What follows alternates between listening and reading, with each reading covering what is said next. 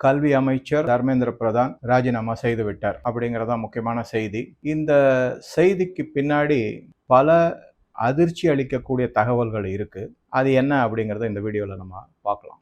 ஒரு நிமிஷம் நம்ம எப்படி யோசிக்கணும் அப்படின்னா, ப. சிதம்பரம் அவர்கள் உள்துறை அமைச்சராக இருந்தபோது யூபிஏ ஆட்சியில் மன்மோகன் சிங் பிரதம மந்திரி நக்சல்களுக்கு எதிரான ஒரு நடவடிக்கையில் 76 CRPF central reserve police force ஜவான்கள் நக்சல்களால கொடூரமான முறையில் கொல்லப்பட்டார்கள், தாக்குதல் நடத்தி கொல்லப்பட்டார்கள். அதில் பலவிதமான சச்சரவுகள்லாம் வெளியே வந்தது. வேண்டுமென்றே நக்சல்களுக்கு இந்த சிஆர்பிஎஃப் ஜவான்கள் வருவதை பற்றி, வீரர்கள் வருவதை பற்றி முன்கூட்டிய தகவல்கள் அளிக்கப்பட்டது. உள்துறை அமைச்சகத்தினுடைய இது ஒரு லீக்கேஜ், கசிவு அப்படிங்கிறது, அதனுடைய ரகசியத்தன்மை பாதுகாக்கப்படவில்லை அப்படின்னு பேச்செல்லாம் அடிபட்டது. உடனே ப. சிதம்பரம் என்ன சொன்னார்னா, நான் என் மேல குற்றச்சாட்டு வைக்கிறாங்க, அதனால நான் பதவியை ராஜினாமா பண்றேன் அப்படின்னு. ஒன்று நல்லா தெரிஞ்சுக்கங்க, சிதம்பரம் ஃபைனான்ஸ் மினிஸ்டராக இருந்தார். மும்பை தாக்குதலுக்கு பிறகு சிவராஜ் பாட்டீல ஹோம் மினிஸ்ட்ரியிலேருந்து, உள்துறை அமைச்சர்லேருந்து எடுத்துட்டு சிதம்பரத்தை உள்துறை அமைச்சராக வச்சாங்க. அவருக்கு உள்துறை அமைச்சராக ஆவதில் கொஞ்சம் கூட விருப்பமே கிடையாது. அவருக்கு நிதி அமைச்சராக இருக்கிறதுக்கு தான் விருப்பம். அதனால என்னுடைய சந்தேகம் அப்பவே என்ன இருந்தது அப்படின்னா, இவர் உள்துறை அமைச்சகம் வேணான்னு சொல்லிட்டு இதை ஒரு சாக்கா வச்சு நிதி அமைச்சகத்துக்கு போவதற்காக நான் ராஜினாமா செய்கிறேன்னு சொன்னாரோ அப்படிங்கிற சந்தேகம் எனக்கு இன்னைக்கும் உண்டு. ஏன்னா அவருக்கு நிதி அமைச்சகம் தான் முக்கியம், மற்ற அமைச்சகத்தில் அவருக்கு சுத்தமாக இன்ட்ரெஸ்டே கிடையாது. சரி, இது ஒரு பக்கம். அப்போ பாஜக என்ன சொல்லுச்சு, எதிர்கட்சியாக இருந்த பாஜக என்ன சொன்னாங்க அப்படிங்கிறது ரொம்ப ரொம்ப முக்கியமான விஷயம். ப. சிதம்பரம் இந்த மாதிரி ராஜினாமா செய்தால் அது நக்சல்களுக்கு ஒரு மிகப்பெரிய பலத்தை கொடுக்கும், வெற்றி மாதிரி அவங்க கொண்டாட ஆரம்பிச்சிருவாங்க. அதனால ராஜினாமா செய்வது ஒரு விடை கிடையாது. இந்த பிரச்சனைக்கு ஒரு நல்ல தீர்வு கொண்டு வரணும். அதை அவர் தான் முன்னிருந்து நடத்தணும். நக்சல்களுடைய மிரட்டுதல்களுக்கு அடிபணியக்கூடாது ராஜினாமா செய்து அப்படின்னு பாஜக சொல்லிச்சு. நான் இப்போ அப்படியே அங்கிருந்து இப்போ ஒரு 20 வருஷம் அப்புறமா இப்போ நடந்திருக்கிற இந்த கூத்துக்கு கொண்டு வந்துடலாம். அப்பேற்பட்ட ஒரு நிலைப்பாடு எடுத்த பாஜக மத்திய கல்வி மந்திரியான தர்மேந்திர பிரதானை ராஜினாமா செய்ய சொல்லுமா அப்படின்னு நீங்க கொஞ்சம் யோசிக்கணும். அதை மீறி அவர் ராஜினாமா செய்திருக்காரு. பிரதம மந்திரி மோடி அதை ஏற்றுக்கொண்டுள்ளார் அப்படின்னு நம்ம பார்த்தோம்னா, இதற்கு பின்னாடி மிகப்பெரிய ஏதோ ஒரு நிகழ்வு இருக்கு, இல்ல சில முக்கியமான தகவல்கள் வந்திருக்கு, அதனாலதான் அப்படின்னு சொல்லிட்டு நம்ம கொஞ்சம் புரிஞ்சுக்கணும். எதிர்கட்சி மந்திரியான ப. சிதம்பரத்தையே நீங்க ராஜினாமா செய்யக்கூடாதுன்னு சொன்ன பாஜக இன்னைக்கு இவருடைய ராஜினாமாவை ஏற்றுக்கொள்ளப்பட்டது அப்படின்னும் போது கொஞ்சம் நம்ம யோசிக்கணும். இதனாலதான் அடிக்கடி நான் சொல்றது, கொஞ்சம் கொஞ்சமா இந்த ரீட் இன் பிட்வீன் லைன்ஸை அதிகமா உபயோகப்படுத்த ஆரம்பியுங்கள். உங்களுக்கு பல விஷயங்கள் நான் சொல்லாமையே புரியப்படும். நான் சொல்லணும்ன்ற அவசியமே இருக்காது, உங்களுக்கே புரிஞ்சிடும். சரி, இப்ப விஷயத்துக்கு வருவோம். இப்ப எல்லாருக்குமே தெரியும், விவசாயிகள் போராட்டம் நடந்தது, அது பாட்டுக்கு நடந்துகிட்டே இருந்தது. அப்ப என்ன ஆச்சு அப்படின்னா, கொஞ்சம் கொஞ்சமா அது வன்முறையில போய் முடிய ஆரம்பிச்சு. பிரிவினைவாதிகள், பஞ்சாப்ல இருக்கிறவங்க, வெளிநாட்டு சக்திகள் எல்லாம் ஊடுருவ ஆரம்பிச்சாங்க. அந்த விவசாயிகள் போராட்டத்திலுமே நீங்க குறிப்பா கவனிச்சிருந்தீங்கன்னா, ஏகப்பட்ட கேளிக்கைகள், அதாவது மியூசிக், டெலிவிஷன், அதுக்கப்புறம் ஏர் கண்டிஷன்டு டென்ட், அதை தவிர எக்ஸாட்டிக் ஃபுட்ஸ் அப்படின்னு சொல்லக்கூடிய சொகுசான வாழ்க்கை, அறுசுவை உணவு எல்லாம் பரிமாறப்பட்டது. பணம் எங்கேருந்து வருதுன்னு இன்னைக்கும் அது கேள்விக்குறிதான். அப்புறம் கண்டுபிடிச்சாங்க, இதெல்லாம் அந்த லூப் ஹோல்லாம் கொஞ்சம் கொஞ்சமா அடைச்சு வச்சாங்கிறத அப்புறமா பார்த்தோம். அது ஒரு பக்கம். அந்த விவசாயிகள் போராட்டம் ஒரு ஸ்டேஜில் உளவுத்துறை மூலமாக பல தகவல்கள் வந்தது, அது கைமீறி போக போகுது அப்படிங்கிறது. எப்படி கைமீறி போகுது அப்படின்னா, டெல்லியில நடந்துச்சு, அதுக்கு பார்டர்லாம் நடந்துச்சு, ஹரியானா, பஞ்சாப், டெல்லி அங்கெல்லாம் நடந்த பார்டர் மற்றும் டெல்லியில சில நடந்தது. அதுல சில உயிர்கள் பலி வாங்கப்படும் அப்படிங்கிற உளவுத்துறை ரிப்போர்ட் பாரத பிரதமர் மோடிக்கு சென்று அடைந்தது. உண்மையான அந்த உளவுத்துறை ரிப்போர்ட், 2-3 உயிர்கள் பலி விழுந்தால் உடனே கொந்தளிப்பு அதிகமாகும், உணர்ச்சிகள் தூண்டப்படும், பரப்புரை இன்னும் தீவிரமாக்கப்படும், இந்திய நாட்டின் மீது, இந்திய அரசின் மீது கடுமையான தாக்குதல்களை போராட்டக்காரர்கள் முன்வைப்பாங்க. அப்ப அது என்ன ஆகும் அப்படின்னா, உயிர் சேதம் அப்படின்னாலே அது மிகப்பெரிய ஆபத்து. அந்த ஆபத்தை சமாளிக்கிறது அப்படிங்கிறது ஒரு கடுமையான செயலா இருக்கும். அந்த மாதிரி இருக்கும். அது ரொம்ப ரொம்ப கஷ்டமான செயலா இருக்கும். அந்த மாதிரி ஒரு உயிர் சேதம் நடந்ததுன்னா உடனே அந்த செய்தி, ஏன்னா இன்னைக்கு மாடர்ன் வேர்ல்டு எல்லாம் வாட்ஸ்அப், சோசியல் மீடியா, டக்குன்னு செய்திகள் பரவிவிடும். உடனே என்ன ஆகும்? பஞ்சாபுக்கு பரவும். பஞ்சாபுக்கு பரவிச்சுன்னா உடனே அது என்ன பிளான் எப்படி வச்சிருந்தாங்க உளவுத்துறை தகவல் படி அப்படின்னா, இந்துக்கள் மீது சீக்கியர்கள் தாக்குதல் நடத்துவார்கள் அப்படிங்கிறது ஃபர்ஸ்ட். அதில் மேலும் பல உயிர் சேதங்கள். அதை அப்படியே மடைமாற்றி இந்துக்களுக்கும் சீக்கியர்களுக்குமான ஒரு போராட்டம், தாக்குதல் அப்படிங்கிற லெவல்ல கொண்டு போவாங்க. இதெல்லாமே அப்படியே நேரேட்டிவ் செட் பண்ணி முன்னெடுப்புகள் தயாராக இருந்தது அப்படிங்கிறது தான் முக்கியமான உளவுத்துறையினுடைய செய்தியாக வந்தது. அதுக்கப்புறம் அது பஞ்சாப்ல இருந்து டெல்லி வரும், ஹரியானா வரும், உத்தரப்பிரதேசத்துக்கு வரும், ஹிமாச்சல் பிரதேஷ் போகும், ராஜஸ்தான் போகும். அவ்வளவு எண்ணத்துக்கு கோயம்புத்தூர் வரைக்கும் வந்துடும். ஏன்னா நிறைய கோயம்புத்தூர்ல மிகப்பெரிய குருத்வாரா இருக்கு. அங்க நிறைய சர்தார்ஜிகள் தங்களுடைய தொழில் நடத்திக்கிட்டு இருக்காங்க.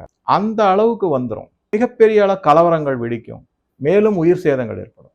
இந்திய நாடு குட்டிச்சோராயிடும். அப்ப என்ன ஆகும்னா, இந்த அழுத்தம் மத்திய அரசு கலைக்கப்பட்டு மோடி அவர்கள் பதவி விலக வைக்க வேண்டிய லெவலுக்கு போயிடும். அதனால மோடி என்ன பண்ணாரு அப்படின்னா, இது அப்படியே இது மேல இந்த ஒரு நெருப்பின் மேல அப்படியே தண்ணீரை ஊற்றி அணைப்பது போல, டிஃப்யூஸ் அப்படின்றாங்களா, அந்த மாதிரி விவசாய சட்டத்தை திரும்பி வாங்கி கொடுத்தார், திரும்ப பெற்றுக்கொண்டார். அப்ப எல்லாரும் பாராட்டினாங்க.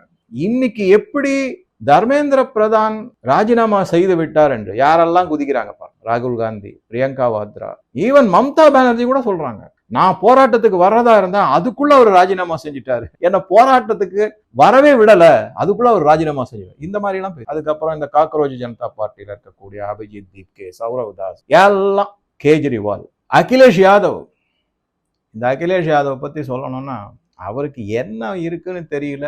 அவருடைய மனைவி டிம்பிள் யாதவ் ஜந்தர் மந்தர்ல நாடகமாடி தனக்கு சப்போர்ட் சம்பாதிக்கிறாரு. அவர் ஆதரவு தேடுறாரு. அந்த அம்மா பாட்டுக்கு என்னமோ போய் பட்டனை அவுக்குறாங்க, சட்டையை கோத்து விடுறாங்க, விசிறுறாங்க. எதுக்கு இந்த மாதிரி நாடகம் எல்லாம்? அதுதான் அரசியல். சரி, அதே மாதிரி விவசாய சட்டம், திருத்த சட்டம் திரும்ப பெற்ற போது இதே இந்தி கூட்டணி, இதே தலைவர்கள், இதே அரசியல் தலைவர், இதே ராகுல் காந்தி, பிரியங்கா வாத்ரா, அதுக்கப்புறம் கேஜ்ரிவால், அரவிந்த் கெஜ்ரிவால் எல்லாரும் கொண்டாடினாங்க. ஆனா மோடிக்கு தெரியும். அவர் அந்த சமயத்துல முக்கியமான ஒரு செய்தியை மக்களுக்கு சொன்னார். அதை நான் சொல்லிடுறேன் உங்ககிட்ட.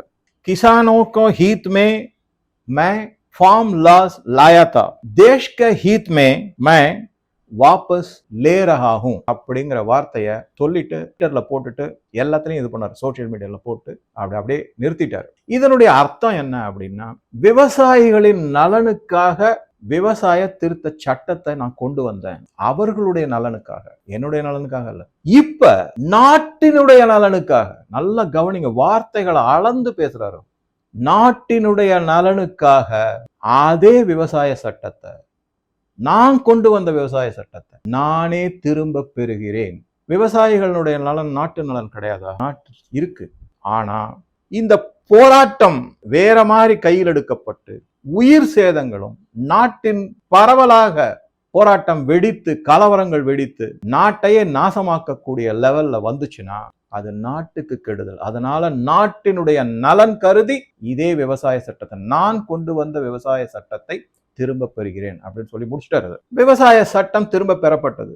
இதே மாதிரிதான் விவசாயிகள் என்ன சொன்னாங்க அப்படின்னா, இல்ல நாங்க போராட்டத்தை தொடருவோம், எங்களுக்கு அடிப்படை ஆதார விலையான இந்த எம்எஸ்பின்னு சொல்லுவாங்க, மினிமம் சப்போர்ட் பிரைஸ் ஏற்றி கொடுக்கணும், அதை பத்தின பேச்சுவார்த்தை. அதுக்கப்புறம் கொஞ்சம் கொஞ்சமா எல்லாருக்கும் புரிஞ்சு போச்சு. எதனால புரிஞ்சுது அப்படின்னா, அந்த விவசாய போராட்டத்துல உண்மையான விவசாயிகள் அல்லாமல் சமூக விரோதிகளும் பஞ்சாப் பிரிவினைவாதிகளும் உள்ள நுழைஞ்சு அந்த போராட்டத்துக்குள்ளே நுழைந்து நாட்டிற்கு எதிராக பல செயல்களில் ஈடுபட்டார்கள். இது அந்த பஞ்சாப்ல இருந்து வந்த விவசாயிகளுக்கு பிடிக்கவில்லை. அதுல பல பேர் அப்பயே கண்டனம் தெரிவிச்சு கொஞ்சம் கொஞ்சமா தங்களுடைய கிராமத்தை நோக்கி போக ஆரம்பிச்சிட்டாங்க.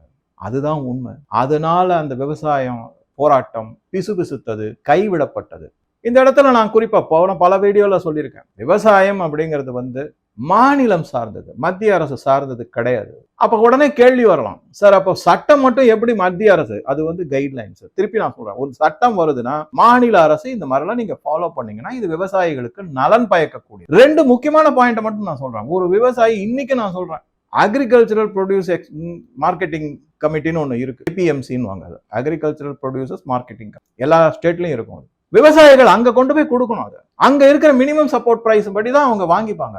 பல நாள்கள் காத்திருக்கணும். ஒரு 10 மூட்டை நெல்லை நீங்க கொண்டு போய் விற்கணும்னாக்க வண்டி சத்தமெல்லாம் எடுத்து அதுக்கு வாடகை எல்லாம் கொடுத்து கொண்டு போனீங்கன்னா கிட்டத்தட்ட 20 நாள் 25 நாள் வெயிட் பண்ணணும். அதிகாரிகள் லேசில் வாங்கிக்க மாட்டாங்க. ஒவ்வொரு மூட்டைக்கும் லஞ்சம் கொடுக்கணும். இந்த மாதிரிலாம் நடக்கும். உடனே அவங்க திருப்பி எடுத்துட்டு போக முடியாது, அங்கேயே தங்க முடியாது. பலவிதமான இன்னல்களுக்கு அந்த சட்டத்துல, புதிய விவசாய சட்டத்துல என்ன வந்திருந்ததுன்னா, ஒரு விவசாயி நேரடியாக யாருக்கு வேணாலும் தன்னுடைய விளைச்சலை விற்க முடியும், எந்த மாநிலத்துக்கு வேணாலும் விற்க முடியும். அதே மாதிரி கான்ட்ராக்ட் ஃபார்மிங், பெரிய பெரிய கம்பெனிகளுக்கு நீங்க கான்ட்ராக்ட் ஃபார்மிங், இது இந்த பயிர் நான் விளைவிக்க போறேன்னு ஆரம்பத்திலேயே அவங்க கான்ட்ராக்ட் போட்டு பணம் கொடுத்துருவாங்க. பண பிரச்சனை இல்லாம தீரும். இந்த மாதிரி பலவிதமான நல்லதெல்லாம் அந்த புதிய விவசாய சட்டத்துல இருந்தது. ஆனா இன்னைக்கும் சொல்றேன், போன வீடியோலையும் சொல்லியிருக்கேன், தமிழ்நாட்டுல பேக்டோர் வழியா இந்த புதிய விவசாய சட்டம் அமலுக்கு வந்து விட்டது. நிறைய பேர் அதுல பயனடைஞ்சிருக்காங்க. அதை தவிர 6000 ரூபாய் வர மோடி அவர்கள் விவசாயிகளுக்காக 3 தவணையா கொடுக்குறாரு. 2000 4 மாசத்துக்கு ஒரு தரம் கொடுத்துட்டு இருக்காரு. இது மாதிரி பலவிதமான விவசாய நலன்களுக்கு மோடி பாடுபட்டு இருக்காருங்க. இது ஒரு பக்கம் இருக்கட்டும். இப்ப அப்படியே நம்ம இந்த காக்ரோச் ஜனதா பார்ட்டியினுடைய போராட்டம் டெல்லியில ஜந்தர் மந்தர்ல நடந்தது. அவங்களுடைய மெயின் குறிக்கோள் நீட் தேர்வுடைய கேள்வித்தாள் கசிவு ஆகிவிட்டது, பல பேருக்கு தெரிஞ்சு போச்சு அப்படின்னு உடனே அது ரத்து செய்யப்பட்டது. அதை பத்தின பல டீட்டெயில்ஸ் உங்க எல்லாருக்குமே தெரியும். இந்த காக்ரோச் பார்ட்டி என்ன செஞ்சாங்கன்னா, கல்வி அமைச்சர் தர்மேந்திர பிரதான் ராஜினாமா செய்யணும். உடனே எல்லாரும் கேட்டாங்க, ஓகே கல்வி அமைச்சர் ராஜினாமா செஞ்சிடறாரு, அதனால பிரச்சனை தீர்ந்துருமா? பிரச்சனைக்கு தீர்வு காண்பதா ராஜினாமா செய்வது ஒன்றுதான் வழியா அப்படின்லாம் பேச்சுகள்லாம் நடந்தது. எல்லாமே நிறைய விவாதங்கள் எல்லாமே முன்வைக்கப்பட்டன. மத்திய அரசு ஒரு நிலைப்பாடு எடுத்தாங்க, அமைச்சர் ராஜினாமா செய்ய மாட்டாரு அப்படின்னு முதல்ல சொல்லி விட்டாங்க எல்லாருக்கும். அப்ப என்ன ஆயிடுச்சு அப்படின்னா, போராட்டக்காரர்கள் மாணவர்கள் அல்ல, இங்கேயும் நீங்க பார்த்திருப்பீங்க, நிறைய வீடியோஸ் நீங்க பார்த்திருப்பீங்க, மாணவர்கள் என்ற போர்வையில் சமூக விரோதிகள் தான் உள்ள நுழைஞ்சு அடிதடியில ஈடுபட்டாங்க, போலீஸை தாக்குனாங்க, பத்திரிகை நிருபர்கள் தாக்கப்பட்டார்கள், பொதுமக்கள் தாக்கப்பட்டார்கள். இந்த மாதிரி ஆச்சுங்களா? அப்ப ஒரு பரப்புரை போராட்டக்காரர்கள் கூட ஓடுச்சு. என்ன அப்படின்னா, கல்வி அமைச்சர் ராஜினாமா செய்ய மாட்டேங்கிறாரு, அதனால அவர் ராஜினாமா செய்யற வரைக்கும் நாங்க போராட்டத்தை கைவிட மாட்டோம். அப்ப எல்லாரும் கேட்கிறாங்க, அப்ப ராஜினாமா செஞ்சுட்டா போராட்டத்தை கைவிட்டுருவீங்களா? விட்டுறோம் அப்படின்ற மாதிரி பரப்புரை செய்யப்பட்டு எல்லாம் ரெடியா. இதுக்கு நடுவுல மீண்டும் உளவுத்துறை தகவல் பாரத பிரதமர் மோடிக்கு சேர்ந்தது. என்ன மாதிரி தகவல் வந்துச்சுன்னா, கிட்டத்தட்ட விவசாயிகள் போராட்டத்துல எந்த மாதிரி ஒரு முன்னெடுப்பு செய்து அதை மிகவும் மோசமான போராட்டமாக மாற்றுவதற்கும் இந்திய நாட்டையே சீரழிப்பதற்குமான திட்டங்கள் வகுக்கப்பட்டதோ அதே மாதிரி திட்டங்கள் இங்கேயும் வகுக்கப்பட்டது. இது எப்படி சார் தெரியும் அப்படின்னா, அவங்களுக்குள்ள அந்த காக்ரோச் ஜனதா பார்ட்டிக்குள்ள பலவிதமான தகவல் பரிமாற்றங்கள், தொலைபேசி மூலமான, அதாவது மொபைல் மூலமான பேச்சுவார்த்தைகள், இதையெல்லாம் உளவுத்துறை கண்காணித்து அதை எல்லாத்தையும் ரெக்கார்டு பண்ணி கொண்டு போய் கொடுத்துட்டாங்க. என்ன திட்டம் தீட்டப்பட்டது அப்படின்னா, இந்த செல்ஃப் இமோலேஷன், தனக்குத்தானே தீயிட்டு கொளுத்தி கொள்வது கூட இந்தி எதிர்ப்பு போராட்டத்திலலாம் அந்த மாதிரிலாம் நடந்துச்சு. எல்லாருக்கும் ஞாபகம் இருக்கும். என்னுடைய வயது உள்ளவர்களுக்கு கண்டிப்பா ஞாபகம் இருக்கும், என்னை விட குறைந்த வயது உள்ளவர்களுக்கு அநேகமா இருக்காது. பாவம், அப்பாவி மக்கள்லாம் தீக்குளித்து இறந்தார்கள்.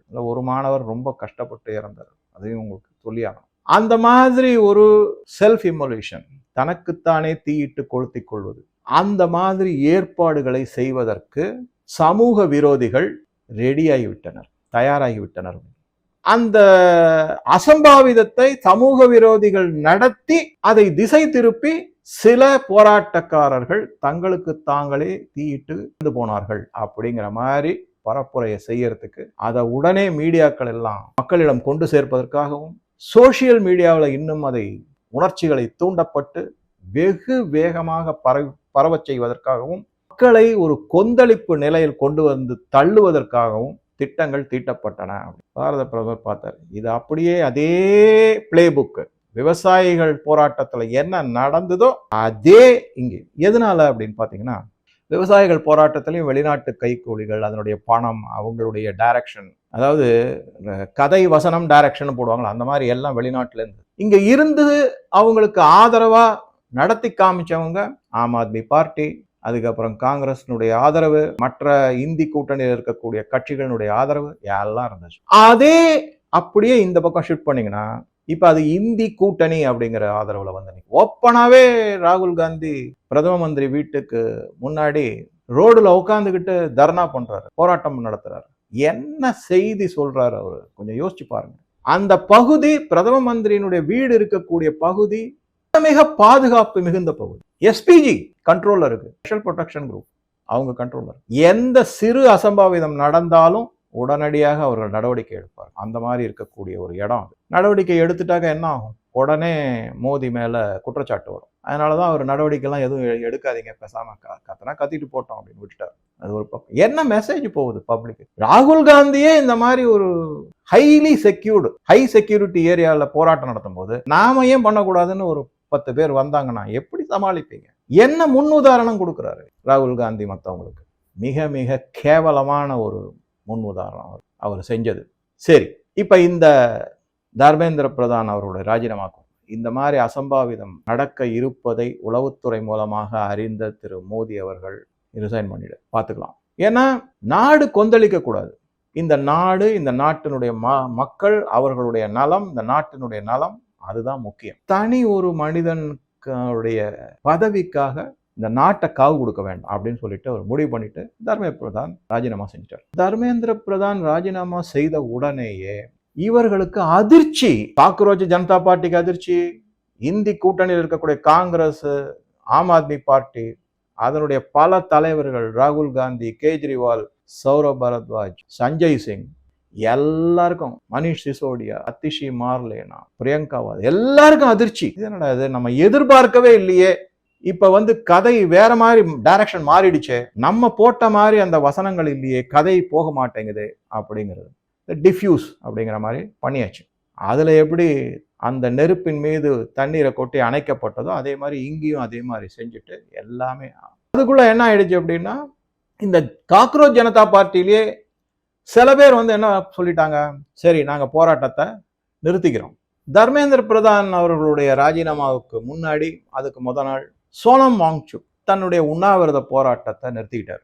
கவனிங்க, அவர் வந்து அவருக்கு உண்ணாவிரத்தை முடித்து வைக்க கேஜ்ரிவால் தன் கையால ஜூஸ் கொடுப்பாரு அப்படின்னு ஆம் ஆத்மி பார்ட்டி நினைச்சாங்க. காக்ரோச் பார்ட்டி அபிஜித் தீப்கே கொடுப்பாரு அப்படின்னு எதிர்பார்த்தாங்க. அகிலேஷ் யாதவனுடைய சமாஜ்வாதி பார்ட்டி தன்னுடைய மனைவி டிம்பிள் யாதவ் ஜூஸ் கொடுப்பாங்கன்னு எதிர்பார்த்தாங்க. இதை தவிர பல பேரும் ரெடியா இருந்தாங்க. கம்யூனிஸ்ட் வேற ரெடியா இருந்தாங்க. காங்கிரஸ் மட்டும் யாரையும் அனுப்புறதுக்கு தயாரா இல்லை. ஏன் அப்படின்னா, காங்கிரஸினுடைய நிலைப்பாடு எப்படி இருந்துச்சுன்னா, இந்த போராட்டத்தை நாங்க எடுத்து எங்களுக்கு முக்கியத்துவம் கொடுக்கணுங்கிற மாதிரிதான் அதை பார்த்தாங்க. நம்ம போய் இந்த சிஜேபியை ஆதரிச்சா புகழ் எல்லாமே அவங்களுக்கு போய் சேர்ந்துடும், கிரெடிட் எல்லாமே அவங்களுக்கு போய் சேர்ந்துடும், காங்கிரஸுக்கு வரணும். அதுவும் ராகுல் காந்தியால தான் எல்லாமே நடந்தது அப்படின்னு சொல்லப்படும். ராகுல் காந்தி 99 தேர்தலில் தோற்றுருக்காரு. இப்ப செஞ்சுரி அடிப்பாரு அநேகமா.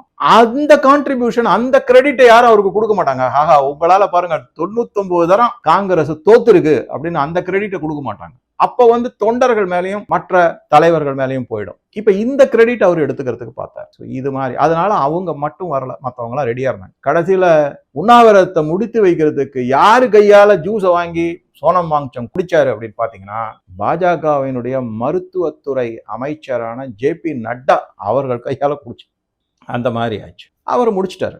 சோனம் வாங்சுக் வந்து ஜந்தர் மந்தர்ல மேடை மேல அமர்ந்த போது உண்ணாவிரதத்தை முடிச்சுட்டா போராட்டம் முடிஞ்சது அப்படிங்கிற மாதிரி தான் சொல்லிட்டு இருந்தாங்க. இப்ப அவர் உண்ணாவிரதம் முடிச்சுட்டாரு, ஏன் நீங்க போராட்டத்தை தொடரணும் அப்படின்னு யாருமே கேட்கல. ஆனா அபிஜித் தீப்கே என்ன சொன்னாரு, நாங்க வந்து போராட்டத்தை தொடர்ந்து நடத்துவோம், சோனம் வாங்சுக் உண்ணாவிரதத்தை முடிச்சுட்டா என்ன, நான் உண்ணாவிரதத்துல இருப்பேன் அப்படிங்கிற மாதிரி கொண்டு வந்து. எதுக்காக தான் உண்ணாவிரதத்துல கண்டினியூ பண்ணணும், தொடர்ச்சியா இருக்கணும் அப்படின்னா, நான் சொன்ன மாதிரி கதை வசனம் டைரக்ஷன், உயிர் பலி, அதன் மூலமாக நாடு முழுவதுமான வன்முறை தலைவிரித்து ஆட வைப்பது, இது எல்லாம் ரெடியா இருந்தது. பிளே புக் ரெடியா இருந்தது. அதுல நீரை ஊத்தி அந்த தீயை அணைக்கப்பட்டது மோடி அவர்களால.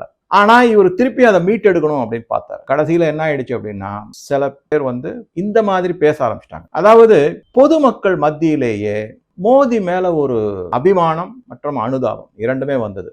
ஒரு பாயிண்ட். அதே மாதிரி காக்ரோச் ஜனதா பார்ட்டி மீண்டும் போராட்டம் எடுத்து வன்முறையில ஈடுபட்டாங்களோ, எப்படி ஜந்தர் மந்தர்ல நடந்ததோ அந்த மாதிரி ஏதாவது நடந்ததுன்னா பொதுமக்களுக்கு அது பிடிக்காததாக ஆகிவிட்டது. அவங்களுக்கு இந்த காக்ரோச் ஜனதா பார்ட்டி மேல ஒரு வெறுப்பு வர ஆரம்பித்துக்கு அப்படிங்கறத உணர ஆரம்பிச்சாங்க. சில ஆன்டி சோசியல் எலிமெண்ட், சமூக விரோதிகள் திருப்பியும் கல் எடுத்து அடிச்சாங்க, போலீஸை தாக்கினாங்க, அதெல்லாம் அடுத்த பிரச்சனை. பொதுவாக பார்க்கும்போது 20ஆம் தேதி நடந்த அளவுக்கு அடுத்த நாள் நடக்கல அப்படிங்கறதான் உண்மையான செய்தி. சரி, இதுக்கு நடுவில் என்ன ஆயிடுச்சு, அவர் ராஜினாமா செஞ்சுட்டாரு, நீங்க எல்லாம் கலைஞ்சு போகலாம், எல்லாம் ஆயிடுச்சு அப்படின்னு சொல்லிட்டு போலீஸ் காக்ரோச் பார்ட்டிக்கு சொல்லிட்டாங்க. ஆனா அவங்க கேட்கல, கொஞ்சம் இருந்து பார்த்தாங்க. அதுக்குள்ள என்ன ஆயிடுச்சுன்னா, 2 பக்கமும் கதவை மூடின உடனே அங்க இருந்த போராட்டக்காரர்களுக்கு கொஞ்சம் கிலி பிடிச்சிருச்சு, கிளம்பி வந்துட்டாங்க. இதுக்கு நடுவுல பாரத பிரதமர் என்ன செஞ்சார் அப்படின்னா, சிறு உரையாற்றினார். அந்த உரையை நீங்க எல்லாருமே கேட்டிருப்பீங்க. அதுக்கு முன்னாடி இந்த இன்ஸ்டாகிராமை பேன் பண்ணணும், இதனாலதான் பல தொந்தரவுகள்லாம் வருதுன்னு சொன்ன மக்கள் பாரத பிரதமருடைய 2 உரைகள் பொதுமக்களுக்கு நேரடியா சொன்னார். ஃபர்ஸ்ட் அவரே செல்ஃபி மாதிரி மொபைல் போன்ல இப்படி டில்டடா வச்சுக்கிட்டு இது பண்ணாரு. அடுத்ததுல கேமராலாம் வச்சு லைட்டிங்லாம் வச்சு பண்ணாங்க. ஆத்மார்த்தமா ஒரு அன்அபிஷியல் ஸ்டேட்மெண்ட் மாதிரி சொன்னார், அவர் மக்கள் கிட்ட வச்சார். அதுல குறிப்பா முதல்ல வருத்தம் தெரிவிச்சாரு. அதுக்கு அடுத்தது முக்கியமானதுன்னா, கடுமையான நடவடிக்கை எடுக்கப்படும் சொன்னாரு. யாரால இந்த பேப்பர் லீக் ஆயிருக்கு, நீட் பேப்பர் அப்படிங்கிறது. அதுக்கப்புறம் அதுல என்னென்ன நடவடிக்கைகள்லாம் எடுக்க போறோம்னா, அதுல கிளியரா சொல்லிட்டாரு, ஃபாஸ்ட் ட்ராக் கோர்ட் அமைக்கப்படும் அப்படின்னாரு. அதுதான் அந்த ஃபாஸ்ட் ட்ராக் கோர்ட்ல தான் அனு குரோவர் பாலிகா அப்படின்னு டெல்லி ஹைகோர்ட் மூலமாக அமைக்கப்பட்டது. Rouse அவென்யூல special court. 3 மாதத்துக்குள்ள கேஸ் முடிவுக்கு வரும். 10 வருட ஜெயில் தண்டனை கொடுக்கப்படும். 10 கோடி ரூபாய் அபராதம் விதிக்கப்படும். இதெல்லாம் முக்கியமான செய்திகள். இதெல்லாமே வந்தது. மக்களுக்கு ஒரு நம்பிக்கையும் வந்துச்சு. சரி, இனிமே வாட்டர் டைட்டா ஆகும் அப்படின்னு சொல்லி இதெல்லாம் முடிச்சு அதுக்கப்புறமா என்ன ஆயிடுச்சு, இனிமேல் போராட்டத்தை தொடர்ந்து நடத்தினால் பேர் கெட்டு போயிடும், மக்களும் மதிக்க மாட்டாங்க அப்படிங்கிற ஒரு இதுலதான் காக்ரோச் ஜனதா பார்ட்டி போராட்டத்தை கைவிட்டாங்க. இந்த இடத்துல நம்ம முக்கியமா எதை கவனிக்கணும் அப்படின்னா, ராகுல் காந்தி ஆடி போயிட்டாரு. அவர் நீங்க பாத்தீங்கன்னா பாராளுமன்றத்துக்கு வெளியில வளாகத்துல அப்படியே ஒரு மாதிரி திசை தெரியாம சுத்திக்கிட்டு இருந்தாரு. நீங்க பார்த்திருக்கலாம். அதை ரொம்ப ஒரு மாதிரி டிஸ்டர்ப்டு அப்படின்னுவாங்களா, அந்த மாதிரி இருந்தாரு. என்னடா இது, நம்ம எது நினைச்சாலும் என்ன பிளான் போட்டாலும் ஒண்ணும் நடக்க மாட்டேங்குது, எப்படியாவது இந்த ஆட்சியை கவுக்கணும், எப்படியாவது இந்த நாட்டை குட்டிச்சோர ஆக்கணும்னு பார்த்தோம், பெரிய கலவரத்தை உண்டு பண்ணணும் அப்படிலாம் பார்த்தோமே, ஒண்ணுமே நடக்கலையே அப்படிங்கிற மாதிரி போயிடுச்சு. ஸோ இந்த மாதிரி நிகழ்வுகள்னால தான், இதன் பின்னணியில தான் கல்வி அமைச்சர் தர்மேந்திர பிரதான் அவர்கள் ராஜினாமா செய்து விட்டார். அவருடைய இடத்துல பிரகலாத் ஜோஷி அப்படிங்கிற கொண்டு வந்திருக்காங்க. நல்லா புரிஞ்சுக்கங்க, இந்தியாவினுடைய கல்வி திட்டங்கள் என்ன வரையறை செய்யப்பட்டதோ அது தொடர்ந்து நடக்கும். அது தர்மேந்திர பிரதான் இருக்காரோ இல்லையோ, பிரகலாத் ஜோஷி வராரோ வரலையோ, வந்துட்டாரு, அது கண்டிப்பாக தொடரும். மாற்றங்கள் கண்டிப்பாக நடக்கும். காங்கிரஸுக்கு இதை எப்படியாவது தடுத்து நிறுத்தணும். ஏன்னா எமர்ஜென்சியை பத்தியும் பல உண்மை தகவல்கள் சரித்திர பாடத்துல, சோசியல் சயின்ஸ் பாடத்துல வைக்கப்பட்டுள்ளது. இதெல்லாம் காங்கிரஸுக்கு பிடிக்காது. அதனாலதான் இந்த மாதிரி இந்த புது, அதாவது NEP என்று சொல்லக்கூடிய நேஷனல் எஜுகேஷன் பாலிசியை தகர்த்து எரியணும் அப்படின்னு முனைப்பா இருக்காங்க. தர்மேந்திர பிரதான் என்ன சொல்லிட்டாரு, போராட்டத்துல கிளர்ச்சியாளர்களும் வன்முறையாளர்களும் சமூக விரோதிகளும் உள்ள நுழைஞ்சிட்டாங்க, இதனால மாணவர்கள் பாதிக்கப்படுவார், அவர்களுடைய வருங்காலம் பாதிக்கப்படும், இந்த நாட்டினுடைய நலன் முக்கியம், என்னுடைய பதவி எனக்கு முக்கியம் கிடையாது, அதனால நான் விலகிக்கிறேன்னு சொல்லிட்டு அவர் ஒதுங்கிட்டார். அது ஒரு தார்மீக பொறுப்பு எடுத்து அவர் ஒதுங்கிட்டார். இதுல பல பேர் கேட்கலாம், ஏன் முன்னாடியே ஒதுங்கலை செய்யலை அப்படின்னா, அவர் இந்த திட்டத்தை முழுமையாக நடைமுறைக்கு கொண்டு விடணும் அப்படிங்கிற முனைப்பா இருந்தாரு. அதே மாதிரி யாரெல்லாம் இந்த நீட் கேள்வித்தாள் கசிவுக்கு காரணமானவர்களோ அவங்களுக்கு சரியான தண்டனை வாங்கி கொடுக்க வேண்டும் என்ற முனைப்பும் இருந்தார். 46 பேர் NTA நேஷனல் டெஸ்டிங் ஏஜென்சியிலிருந்து பதவி நீக்கம் செய்யப்பட்டுள்ளார்கள். இதெல்லாம் செய்திகள் எல்லாம். ஸோ இந்த வீடியோவில் முக்கியமான சில கருத்துக்களை உங்க கூட ஷேர் பண்ணியிருக்கேன். அடுத்த வீடியோவில் சோனம் வாங்சுங்கை பற்றியும் இதே மாதிரி ஒரு கருத்து இருக்கு, அதையும் உங்க கூட ஷேர் பண்ணுறேன். இந்த வீடியோ பற்றி உங்கள் கருத்துக்களை தெரிவிக்கவும் நன்றி, வணக்கம். நம்ம TM இன்ஃபோடெயின்மெண்ட் கண்டென்ட் குவாலிட்டிக்கு ஆதரவு தர நினைப்பவர்கள் நம்ம ஜாயின் பட்டன் கிளிக் செய்து உடனே ஜாயின் பண்ணிடுங்க. TMோட மெம்பர் ஆயிடுங்க. சில்வர், கோல்டு, டைமண்ட் ஆப்ஷன் உங்களுக்காக.